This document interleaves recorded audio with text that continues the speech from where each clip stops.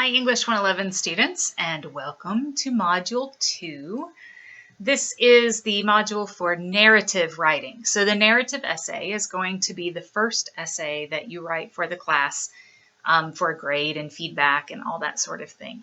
So the narrative is a good essay to start with because it's pretty easy and straightforward. A narrative is a story. And your assignment, if you read the assignment sheets, is very clearly a story about yourself. And it asks you to think about a topic. It gives you some options on the assignment sheet. And as you think about the topic for your narrative essay, you think about the story you want to tell from your own life. Think about one that has meaning. So if you look at your reading in your textbook in chapter 4, one of the opening paragraphs says that a narrative is a story about a meaningful experience. So you want this to be something that has power, something that has meaning, something that has an impact on your life. Because number one, you'll automatically write better about it because it's something that is influential and something you remember well. But it also bumps the narrative up to academic writing.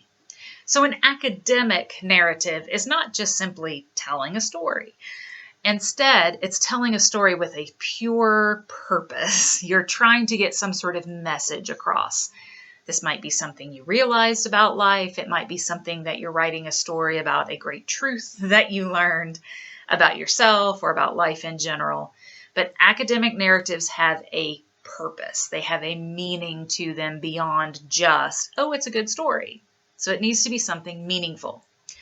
Another thing I want you to think about, and this is key for this essay, is the focus in terms of the amount of time you try to cover in your essay. This is a very short narrative, and in order for it to have power, and in order for it to really grab a reader, it needs to be narrowly focused. So I would recommend do not try to cover an entire day in this narrative. Instead, pick the part of the story that is the most powerful to you. What is the part that holds the most weight or the most meaning? And focus the majority of your essay on that narrow slice. There is a sample narrative essay posted here on Moodle under the link called Sample/Model Assignments. It's the first one. It shows correct MLA format, which I want you to use for this essay. But it is also a very good example of a story, and that it's mine. I wrote this, and it's a true story, so have at it. It's an interesting story. It's kind of sad, but it's good. But it is very, very focused. The amount of time that I covered in that narrative was, in real time, maybe 20 minutes, 25 minutes, maybe 30. It certainly wasn't even an hour. From the time the story begins, which is when the veterinarian arrives and I'm standing in a pasture with an injured horse, to the time the story ends was maybe 30 minutes of time in real time. So I chose, I'm not telling you about the whole day. I'm not telling you about the whole thing. I very narrowly focused on my interactions with the veterinarian and my interactions then with the horse. And that's it, just that narrow slice. That's what held the most power for me in that story. So I don't need to tell you what I was doing that morning. I don't need to tell you about the drive to the farm. I don't need to tell you about what happened after. None of that matters because that didn't hold power. Instead, I focused in very narrowly. So challenge yourself to do that from the get-go. Don't try to tell the entire story. Tell what's most powerful and really focus in on that. Don't try to cover too much time.